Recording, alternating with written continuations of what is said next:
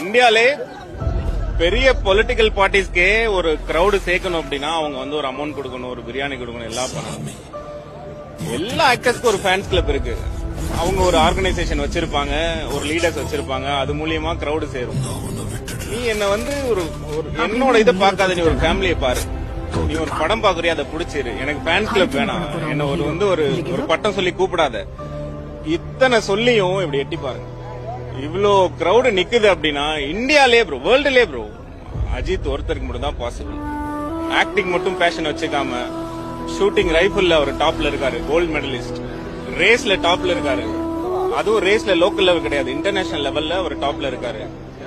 ஆக்டிங்ல வந்து அவரோட காம்படிட்டரை விட மேல தூக்கி நிறுத்துறாரு. அவர் ஒருத்தருக்காக மட்டும் தான் இந்த கிரௌட், ஏகேன்ற ஒரு பர்சனுக்காக தான் இந்த கிரௌட். எந்த ஆர்கனைசேஷனும் இல்லாம அவங்க யாருமே கூப்பிடாம வந்த கிரௌட் தான் இந்த ஃபேன்ஸ்.